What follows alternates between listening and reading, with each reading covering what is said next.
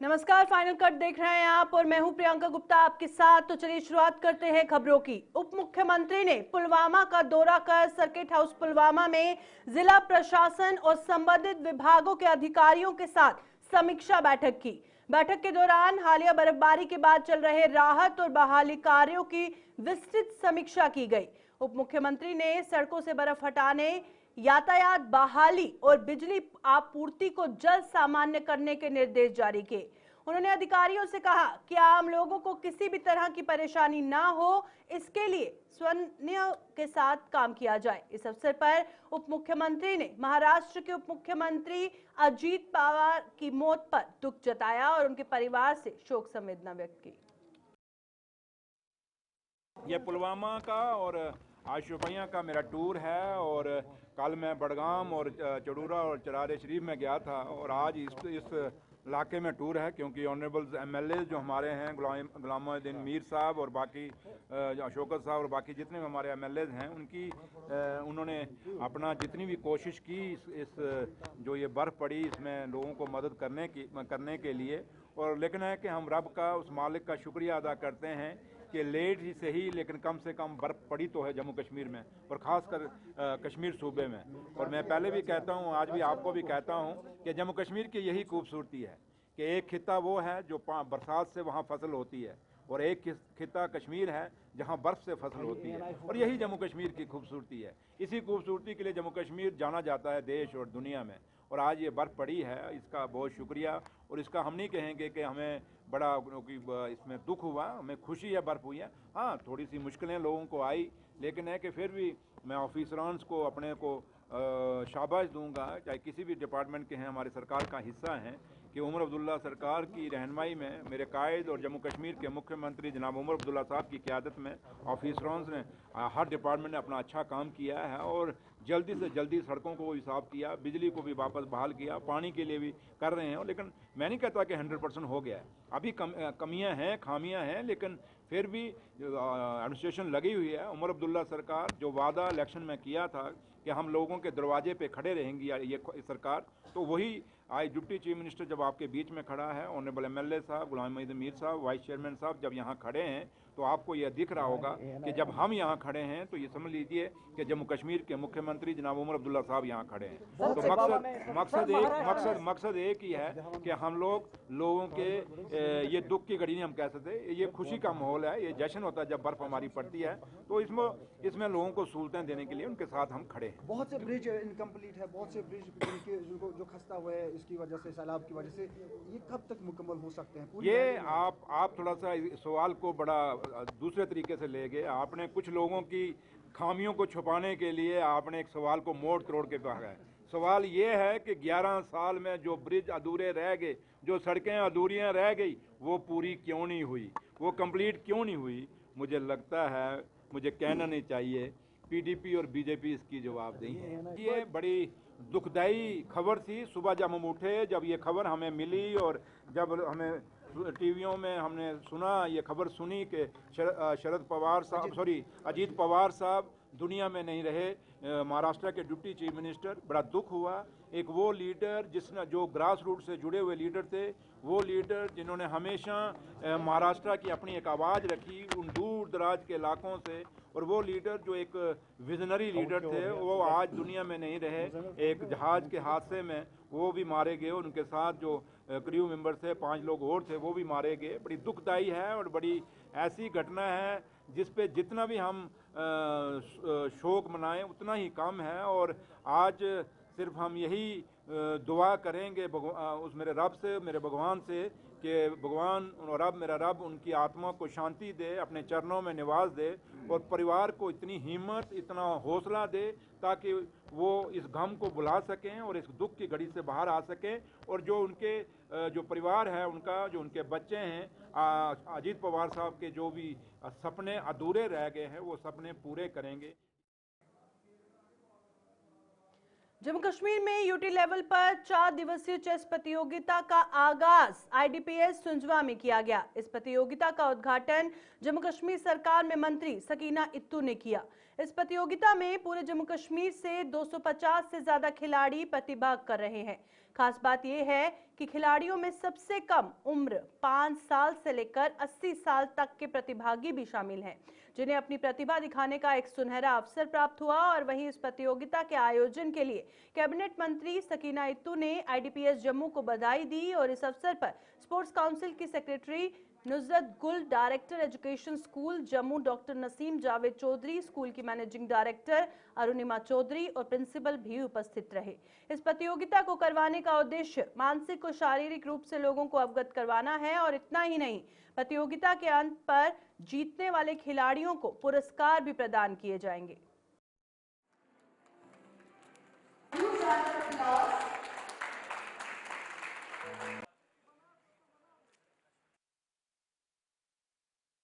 बताइएगा, जिस तरीके से अगर देखें खेल की दुनिया में अब जम्मू कश्मीर भी आगे तेजी से बढ़ रहा है, लेकिन बात चेस की करें जो इंडोर गेम है, ऑफ कोर्स IDPS का एक बड़ा इनिशिएटिव, किस तरह से इसको देखते हैं? ये एक बहुत अच्छी शुरुआत है। इसमें आज 200 बच्चों ने यहाँ पे हिस्सा लिया है और हर एज ग्रुप के जो बच्चे हैं वो यहाँ पे है और जो सबसे छोटा है वो शायद 5 इयर्स ओल्ड है। तो ये अच्छी बात है। मुझे पहली बार लगा कि जैसे चेस का नाम हम बहुत कम सुनते हैं, तो जब मैं यहाँ आई मैंने बच्चों को खेलते हुए देखा तो मुझे लगता है एक बहुत अच्छी शुरुआत है। एजुकेशन डिपार्टमेंट और यूथ सर्विसेज डिपार्टमेंट जो है, हमें मिलके इस पे रोल करना पड़ेगा, क्योंकि आज आप देखते हैं कि बहुत ज़्यादा बच्चे सेंसिटिव हैं, उन बहुत ज़्यादा कभी कभार डिप्रेशन में भी हो जाते हैं। और इस लेवल पे मुझे लगता है अगर यहाँ सबसे ज़्यादा किसी चीज़ की ज़रूरत है वो खेल कूद की ज़रूरत है। और उसमें जिसको जो गेम अच्छा लगे, जो वो बच्चा खेलना चाहते, हमें उसमें उनकी मदद करनी पड़ेगी, क्योंकि कुछ गेम ऐसे हैं जिनका हम कभी कभार बहुत कम नाम सुनते हैं।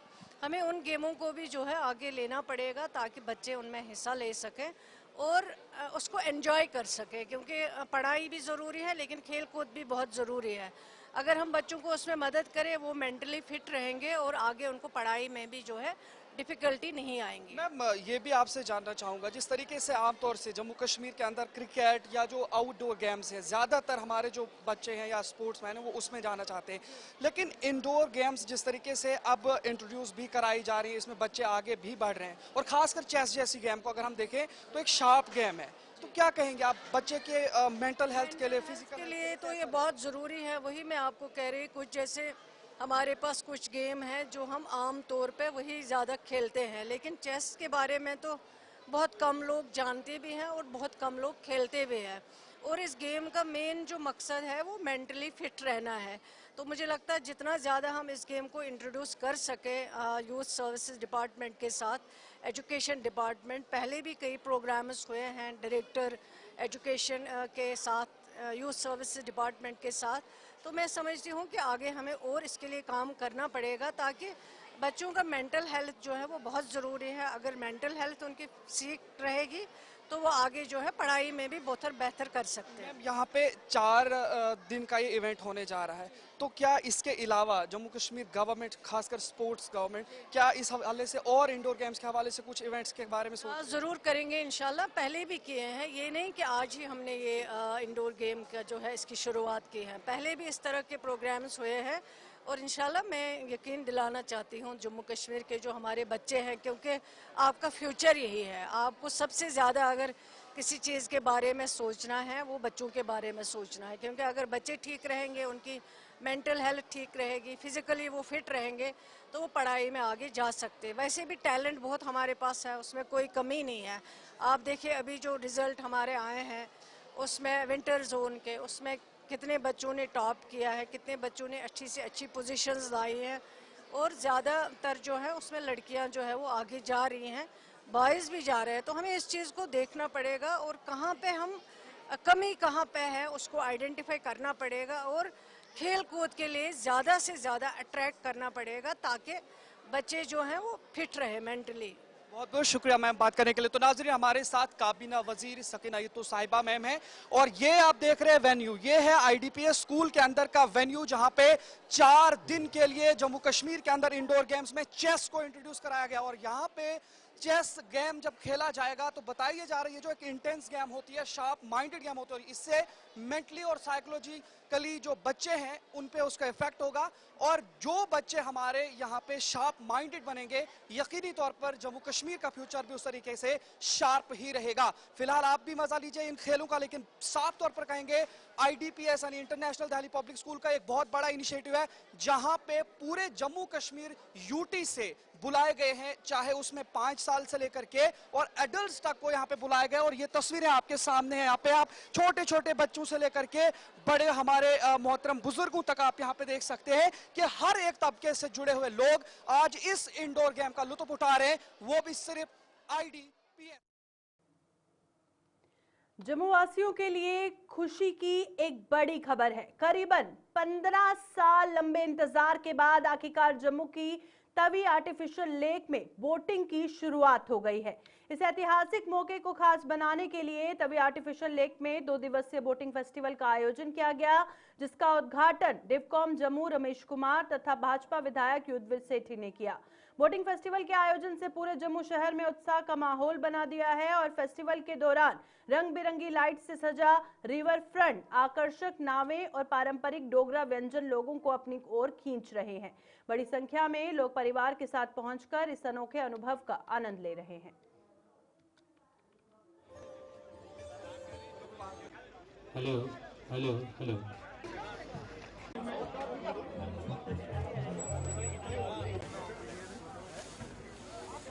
जम्मू स्मार्ट सिटी के अंतर्गत ये प्रोजेक्ट लिया गया जो तवी रिवर फ्रंट का, इसका देख रहे हैं आप 3 साल से काम चल रहा था, जो पॉमरेट बन गए हैं। उसको बनने के बाद में देख रहे हैं कि आज पानी रोक करके जो आर्टिफिशियल लेक है वो है। तो अब ये प्रयास किया गया कि इसके अंदर किस तरीके की एक्टिविटी लाई जाए। तो आज एक प्रयास किया गया है कि उसके अंदर बोटिंग करके देखा गया, लोगों के लिए बहुत अट्रैक्शन का पॉइंट है। और ये एक जम्मू के लिए, जम्मू के लोगों के लिए और बाहर टूरिस्ट के लिए अच्छा डेस्टिनेशन बनेगा, जिससे कि जम्मू की इकोनॉमिक डेवलपमेंट है बहुत अच्छा सहयोग। बहुत ही अच्छा खुशी का पल है जम्मू शहर के लिए कि यहाँ पे आज तवी बोट फेस्टिवल शुरू किया गया है।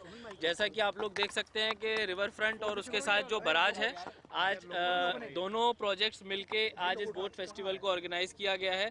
और आने वाले दिनों में हम प्राइवेट सेक्टर, अपने जो यूथ है, अपने जो युवा हैं, जो नौकरी की तलाश में होते हैं, जो अपने एडवेंचर स्पोर्ट्स और टूरिज्म के क्षेत्र में काम करना चाहते हैं, उनको यहाँ पे लाएंगे, उनसे यहाँ पे बोटिंग करवाएंगे। और इससे जो हमारे यहाँ पे टूरिस्ट आता है, साथ साथ जो लोकल शहरी हैं, उनको भी एक आइडियल पब्लिक स्पेस मिलेगा।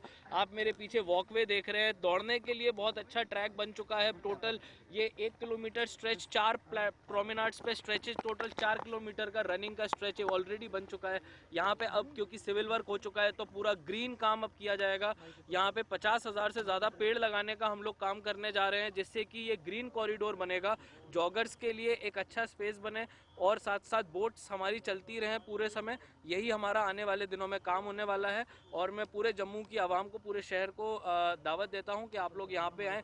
SDRF की टीम ने ये जो 2 दिन का ट्रायल रखा है, इस फेस्टिवल में आके एंजॉय करें। और मेरे को आपके फीडबैक और हम आप सबके फीडबैक हम लोग लेंगे। आज डिविजनल कमिश्नर साहब आए, ऑनरेबल MLA ईस्ट आए, DC साहब आए, सभी लोगों ने आके यहाँ पे हमको अपने सुझाव दिए हैं। सभी सजेशंस और गाइडलाइंस को हम लोग देखते हुए फिर यहाँ पे एक परमानेंट फीचर बोट्स का लगा के देंगे, ताकि जम्मू शहर किसी भी समय अपनी सूर्यपुत्री तवी के किनारे बैठ सके और इसकी सुंदरता को निहार सके। के तौर पर ये मेरी खुशकिस्मती है कि आज इसका उद्घाटन मेरे हाथों द्वारा हुआ।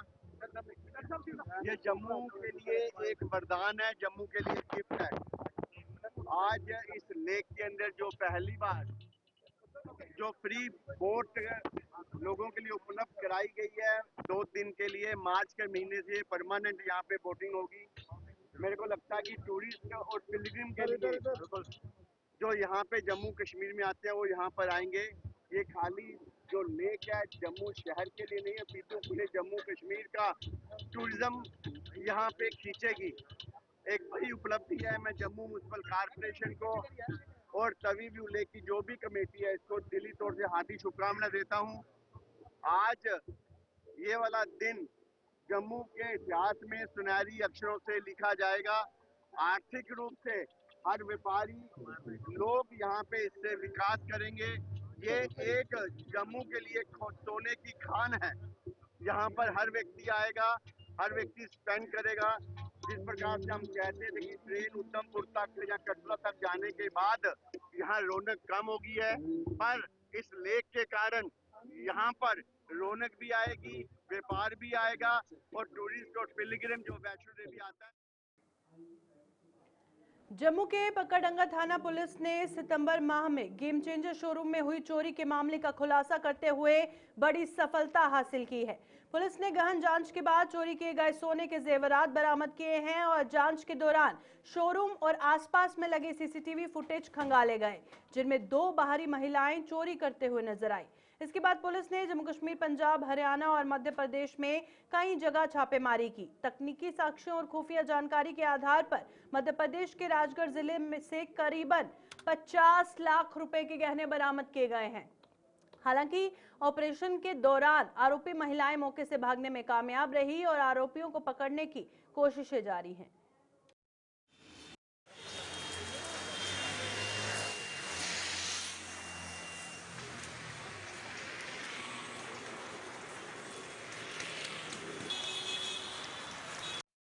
चलो मैं ही शुरू करता हूँ। आप सबको जैसे पता है कि आजकल सोशल मीडिया का ज़माना है, आपने सबने देखा होगा 20/9/2025 को एक चोरी हुई थी गेम चेंजर शोरूम में। जो इस केस में कंप्लेनेंट है वो वहाँ गए हुए थे, उन्होंने बैंक से अपना जो सोना था वो निकलवाया था, किसी शादी में जाना था। तो वहाँ पे ही जब वो शॉपिंग कर रहे थे तो उनके पर्स से किसी ने वो सोना निकाल लिया था। शुरू में जैसे उनको भी एप्रीहेंशन थी कि 2 लेडीज वहां पे अंदर आई थी। बाद में जब हमने सीसीटीवी वगैरह खंगाले शोरूम के बाहर के आसपास के एरिया के, तो 2 लेडीज जो नॉन लोकल थी उनका पता चला। बट जो फोटोग्राफ्स थे जो सीसीटीवी से निकले, थोड़े हेजी से फोटोग्राफ्स थे।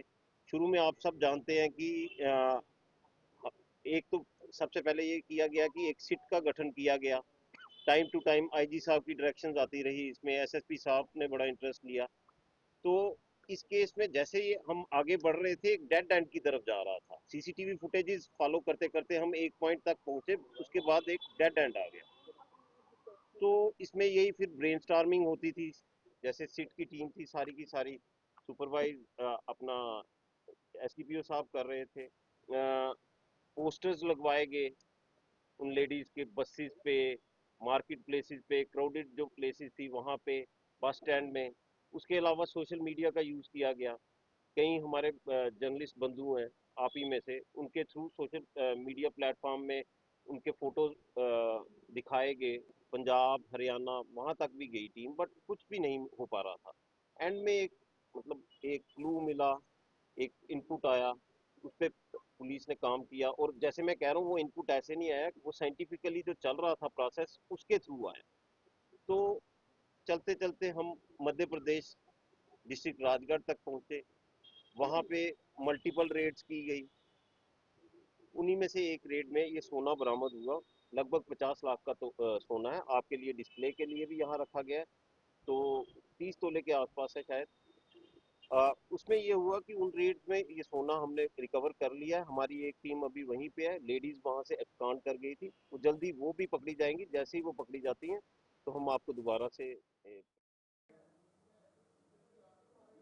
देश भर में यूनिवर्सिटी ग्रांट्स कमीशन के नए नियमों को लेकर जनरल कैटेगरी के छात्रों और स्वर्ण समाज का विरोध तेज होता जा रहा है। इसी कड़ी में जम्मू के परेड चौक पर डोगरा ब्राह्मण प्रतिनिधि सभा की ओर से जोरदार प्रदर्शन किया गया और प्रदर्शनकारियों ने यूजीसी के नए नियमों को जनरल कैटेगरी के छात्रों के हितों के खिलाफ बताया और इसे तुरंत वापस लेने की मांग की। सभा के सदस्यों ने सरकार पर अनदेखी का आरोप लगाते हुए इस नियम का बहिष्कार करने की घोषणा की है। प्रदर्शन के दौरान सरकार के खिलाफ जमकर नारेबाजी की गई। हम केवल यही कहना चाहते हैं, जो हमारे देश में ऐसी कैसी विडंबना हो गई कि हमें इन सड़कों पे उतरना पड़ रहा है। आज सरकारों को ऐसा क्या करना पड़ा जिससे हमें पहले ही बताया जा रहा है कि ये जाति अलग वर्ग का है, ये जाति अलग है। ये कैसे? हमें स्कूलों में तो ये कभी पढ़ाया नहीं गया, ना कॉलेजों में पढ़ाया गया। हमें तो सिर्फ यही बताया गया कि हिंदू एक है। हमें हिंदू, सिख, मुस्लिम, सिख, ईसाई भाई भाई, हमें तो यही पड़ा। मगर आज पहली बार हमें ये लग रहा है कि आज इन्होंने जातिवाद जो इन्होंने ये कानून शुरू किया है यूजीसी का, ये बहुत ही आश्चर्य वाली बात है। इनको ये कानून जल्द से जल्द वापस लेना चाहिए और देखिए इसमें क्या कर दिया इन्होंने, कुछ वर्ग के लोग ब्राह्मण, राजपूत या महाजन या स्वर्ण जो कास्ट हैं उसको एक साइड कर दिया और दूसरी को एक साइड कर दिया। पहले ही बता दिया, टैग लगा दिया उन्होंने कि ये पिछड़ी जाति का है, ये ऐसे है वैसे है। हमने कभी ऐसा नहीं सोचा। हमारे ऐसे दोस्त भी हैं जिनके घरों में हम खाना खाते हैं, वो हमारे घरों में खाते हैं, हमने कभी ऐसी चीज तो की नहीं। मगर ये देखो विडंबना कैसी है सरकारों की, कि सरकारों ने ऐसे कौन से कानून लाए जो हमें रोडों के ऊपर यहाँ पे खड़े होना पड़ रहा है। हम इस कानून का सख्त विरोध करते हैं और ये एक पीसफुल प्रोटेस्ट है आज, और इसको आग ना लगे। हम ये चाहते हैं सरकार के इसको जल्दी से जल्द वापस लें, क्योंकि कल की डेट में कोई भी ऐसा बच्चा, कोई किसी की जिद है एक दूसरे के साथ, वो ऐसा काम करेगा तो वो उसकी शिकायत करता है तो देखिए वो सीधे 10 साल के लिए अंदर। ये कौन सा कानून है? ये तो तानाशाही वाली बात होगी जो अंग्रेजों ने की थी हमारे ऊपर।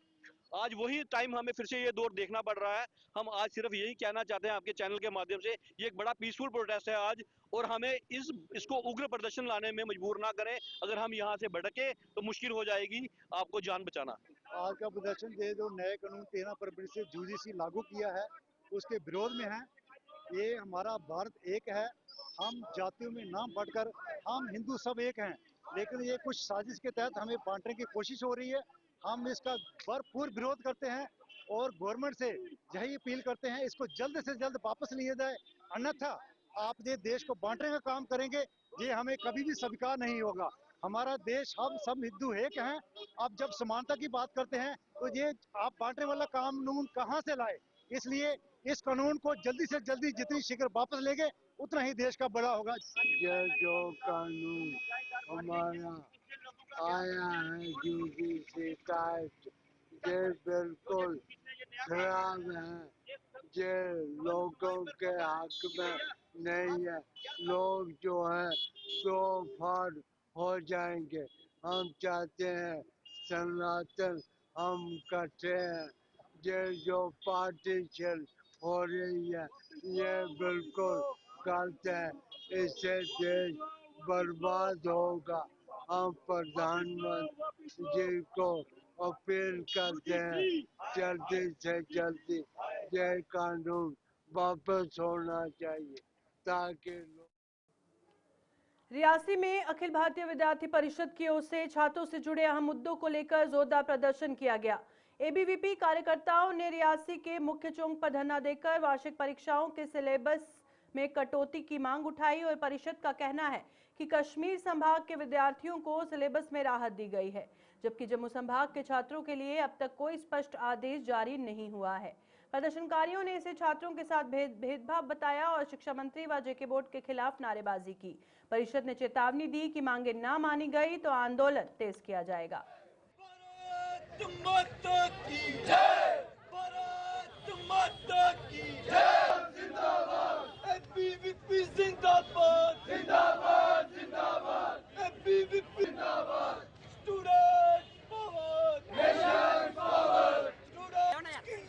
आज हमारा यहाँ इकट्ठे होने का एक ही मकसद है कि हमारे स्टूडेंट्स को 15% रिलैक्सेशन चाहिए।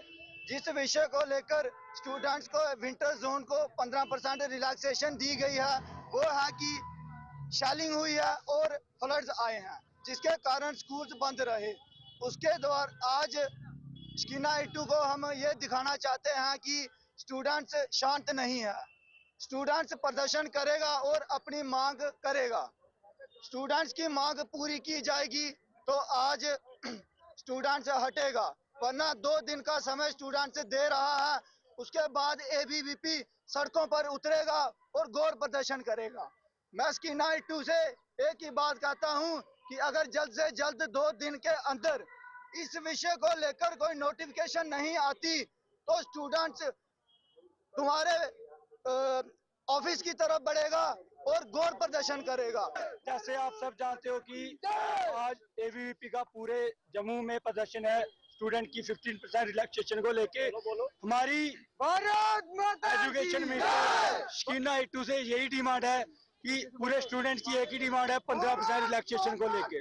तो एनसी सरकार द्वारा जम्मू के स्टूडेंट से दोगुना व्यवहार किया जा रहा है, वो हम बिल्कुल सहन नहीं करेंगे। आज तो सिर्फ ट्रेलर है, अगर जल्द से जल्द 15% के ऊपर कोई नोटिफिकेशन नहीं आती है तो ये सिर्फ ट्रेलर है, फिल्म हम जल्दी दिखाएंगे। 2 दिन के अंदर अगर कोई नोटिफिकेशन नहीं आती तो हम पूरे स्टूडेंट्स के साथ जेके बोर्ड का घेराव करेंगे और हमारा आने वाला प्रदर्शन और भी बड़ा होगा। देखिए, ऐसे इन्होंने कश्मीर में विंटर जोन में रिलैक्सेशन दिया है। इन्होंने रिलैक्सेशन देने का ये कश्मीर में शेलिंग हुई है और फ्लड आया है। शेलिंग तो जम्मू कश्मीर में भी हुई है, पुंछ में हुई है, रजौरी में हुई है। क्या जम्मू में स्टूडेंट्स नहीं रहते हैं? अगर आपको कश्मीर से वोट ज्यादा मिलता है, अगर आपको कश्मीर के लोग ज्यादा प्यारे हैं, तो आप कश्मीर में राजनीति करिए, पर जम्मू के स्टूडेंट्स के साथ नहीं खेलिए अगर आपको राजनीति करनी है।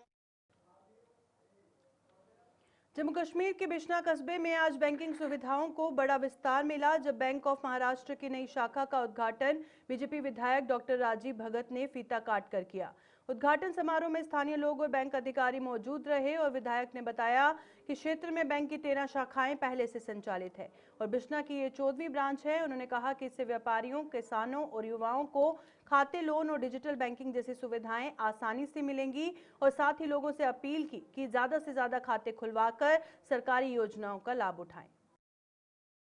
सबसे पहले मैं इनके जो जोनल मैनेजर द्विवेदी जी हैं और जो हमारे ब्रांच मैनेजर ऋषभ जी हैं, इनको मैं बहुत बहुत मुबारकबाद देना चाहता हूँ।